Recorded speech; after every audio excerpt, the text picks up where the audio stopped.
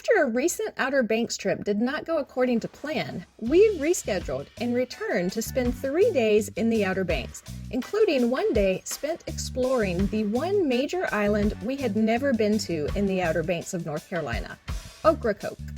The main beach on Ocracoke Island was recently named the best beach in America, so we are going to check that out for ourselves.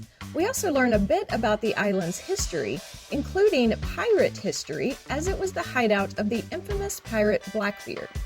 And this is the trip where we finally saw the 5th Outer Banks lighthouse, meaning we have now seen all 5. But we are getting ahead of ourselves. Our day started early, waiting in line to get on a ferry, as there are no bridges to Ocracoke. You can drive through the Outer Banks down to the southern tip of Hatteras, but from there, you have to take a ferry to Ocracoke Island. The ferry runs repeatedly throughout the day, and it's free. You drive your car right up onto the boat. While this ferry is free, it is also first come, first served, so we suggest you arrive early. We had to wait about half an hour to get on a ferry, but we have heard from people who showed up a little later in the morning during the busy summers that they had to wait a couple hours. There's also a walk-on ferry that does take reservations. That costs $5 per person, but you cannot take your car with you. It is convenient though because you don't have to wait in line for the free ferry. You get reservations and you know when to show up to get on the boat to Ocracoke without a long wait. Since you won't have your car if you take the walk-on ferry, there are bikes and golf carts you can rent in Ocracoke, as well as a free tram service that takes you through the village.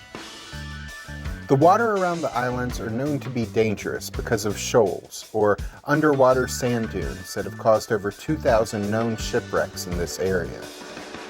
The path the ferry takes is marked, so those steering the ferry will avoid the underwater dunes, which are tall enough that you can see them under the water in spots, where the watercolor changes. This route does have to be dredged from time to time to keep it open for ferry travel. Our first stop after getting off the 45-minute ferry ride was the Pony Pens. Like Corolla in the northern end of the Outer Banks, Ocracoke also had wild Spanish Mustangs that once roamed the island. We really liked seeing the ponies roam free in Corolla. It was nice to think they were out there living as wild animals should. But every now and then in Corolla, a pony runs in front of a car and gets hit, as happened once earlier this year. And sometimes tourists feed the wild ponies things they shouldn't eat, and they get very sick and sometimes die as a result. The ponies are only used to eating wild grass and have difficulty digesting other types of food. Here in Ocracoke, the once wild ponies are not free to roam the beaches anymore since being put in a pen back in 1959. There are a couple observation points with the walkway between them where you can view the ponies in their pen from a distance. The pen they are kept in is very large, so large in fact that sometimes visitors go check out the pens and can't see any ponies. But they are probably safer. They won't be getting hit by cars, and you can't get close enough to feed them anything they shouldn't eat. We got to see 5 or 6 ponies while we were there.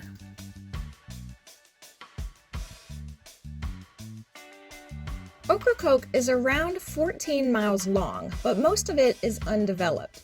Other than the pony pen and beaches, most everything to see is located in and around Ocracoke Village, located near the island's southern end. We drove down to the village where the speed limit is 20 miles per hour everywhere in town. Our first stop in the village was the Ocracoke Preservation Society Museum. It is located in the David Williams House, built in 1900 and named after its original owner, who was the first chief of the U.S. Coast Guard station on Ocracoke. The museum is dedicated to the preservation of Ocracoke's historical and cultural heritage. The museum is free to enter, but donations are encouraged. Like most museums in the Outer Banks, there is mention of some shipwrecks and nautical history. There is an interesting exhibit about African Americans on the island. When slavery was abolished, all of the former slaves on Ocracoke left the island, but 2 former slaves from the mainland moved to Ocracoke to start a new life there. They had kids and then grandkids. When their last granddaughter died in 2008, she was the last African American living on Ocracoke at the time, which is kind of fascinating to consider. Since then, according to 2020 census data, there are now 2 African Americans currently living on the island of about 800 full-time residents, and about 10% of those residents are Hispanic. We also found the exhibit about Ocracoke Brogue to be very interesting. Places that are geographically isolated often come up with their own dialect.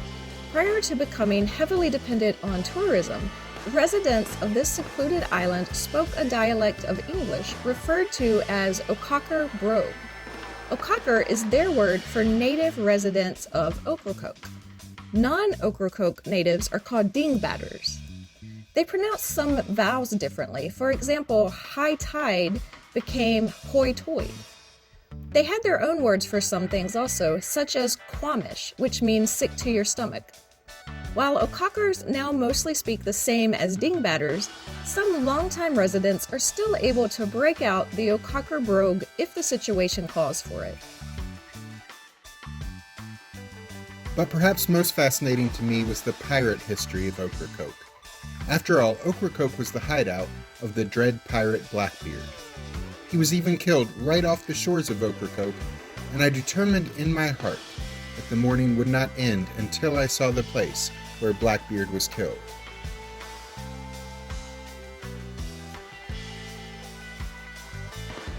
But we finished checking out the museum first, which included rooms with furnishings from a previous era on Ocracoke, and a 1934 fishing boat used off Ocracoke, and of course there's a small museum gift shop. From there we looked up how to get to Teach's Hole, the location of Blackbeard's last stand. It's located along a short hiking trail in Springer's Point Preserve. There's nowhere to park near this hiking trail, so we had to park at a parking lot about a 7-minute walk from the preserve. There is a bike rack, so you can bike in. The trail is a little less than 1 mile long, through about 120 acres of maritime forest. Bring bug spray if you go in the summer. We were there about half an hour though. Of course, much of that time was spent stopping and looking at things. There are some benches along the way to sit a spell and take in the beauty of the area. There is signage discussing the plants that you'll see along the way.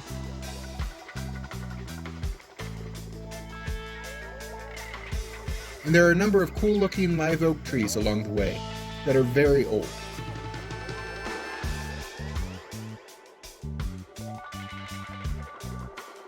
At one point there was a home here on the land.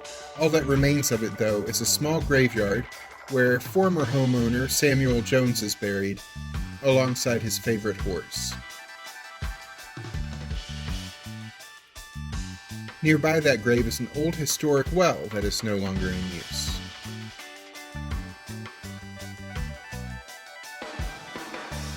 And it isn't too long before you hit the Soundfront Beach. There's no signage present to know exactly which direction to look, but it was in these very waters off this beach that the British Navy finally caught up with Blackbeard, after being sent by the governor of Virginia to try to track down the pirate and his men. The Navy couldn't use naval ships, which wouldn't be able to navigate through the shallow waters around the island. So they took 60 Navy sailors on 2 smaller boats to confront Blackbeard, who had been drinking and partying all night with his men on his ship. Eventually, the sailors and pirates engaged in close combat aboard one of the boats, and by the time the dust settled, Blackbeard had been shot several times. His head was severed and taken back to Virginia as proof of the kill. About 10 British sailors and about 10 pirates were killed in the fighting. This inlet where the fight took place is called Teach's Hole, named after Blackbeard, whose real name was Edward Teach. There used to be a Blackbeard museum on Ocracoke, but it closed permanently during the pandemic. There is still a Blackbeard-themed hotel on the island and a pirate-themed gift shop called the Pirate's Chest. We stopped there to shop for a little bit. They have all the usual souvenirs you would hope to find.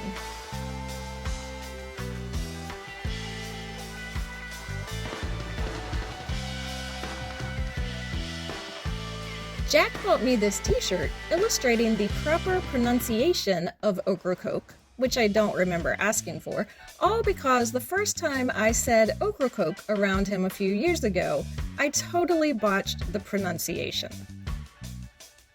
After shopping, we stopped off for lunch at a place we were told we had to try, Howard's Pub and Raw Bar. This was one of several really good seafood places on the island. We should note that all businesses here are local. If you want to stay at a Days Inn and eat at Applebee's and stop off at a Walmart, you can't do any of those things on this island. There are no chain restaurants or hotels or stores here. I ordered the fresh local fish, which our server said was Spanish mackerel. I mentioned I had never had Spanish mackerel before, and he helpfully said, "It tastes like fish." 2 sides came with this fried Spanish mackerel. I got macaroni and cheese and fries, all for $26.99. And how was it? It was pretty good. It tastes like fish.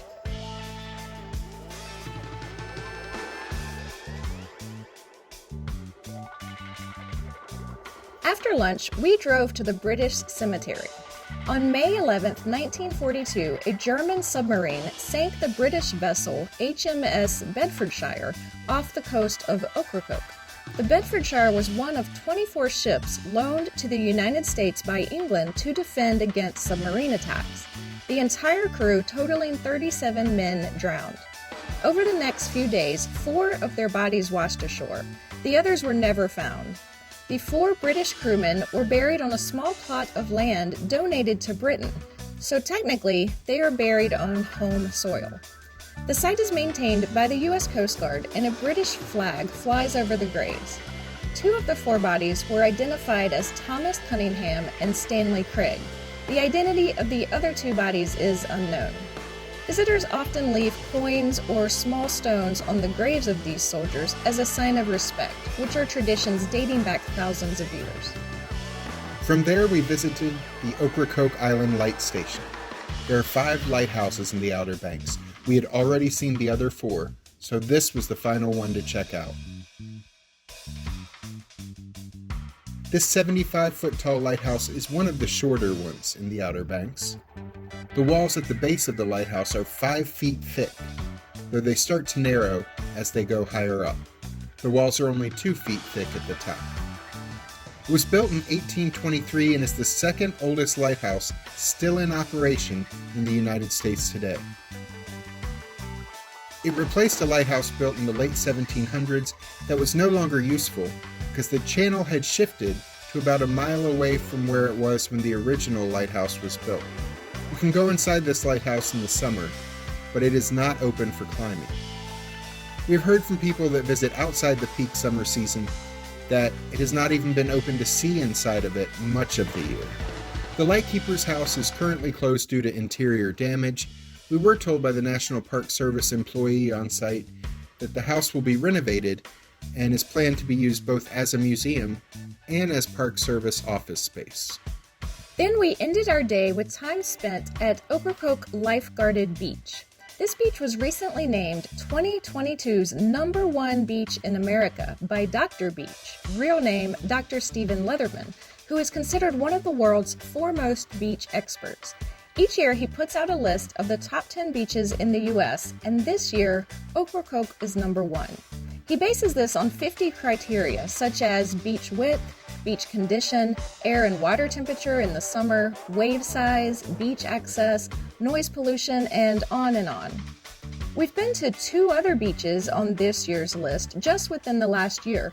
Coronado Beach in San Diego, California came in at #7, and Lighthouse Beach in Buxton, which is on Hatteras Island, also in the Outer Banks, came in at #6.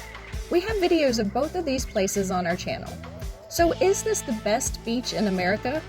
It depends on what you're looking for in a beach. If you're the type of person who wants to walk along a boardwalk and then out onto a pier, or you want to spend part of the day at the beach and then head off to play mini golf or visit an arcade, or if you want a hotel room overlooking the ocean, none of that is found here. There is a parking lot, bathroom facilities, outdoor showers to rinse off the sand, a wooden walkway over the dunes to get to the beach, a couple lifeguards, and then a lot of unspoiled, uncrowded beach. Dr. Beach describes it as some of the wildest beaches in the country. The beach is about a mile from the village, where the nearest restaurants and shops are located. This island isn't overly commercialized. A beach vacation here is a good chance to leave summer crowds and enjoy a more natural environment. While Ocracoke does see a good number of tourists in the summer, the fact that it is relatively isolated makes it a lot less crowded than more popular beach destinations. We can see why people love visiting this place. We look forward to going back for a longer stay someday. But we also know a lot of people who enjoy beach vacations in busier resort areas who would probably not enjoy a stay here, which is fine. You can leave it to the rest of us. We love the Outer Banks and have a whole playlist about the area. Click the link at the end of this video to check it out. I'm Alice. And I'm Jack. Please click the subscribe button and notification bell so we'll be sure to see you the next time we're traveling through.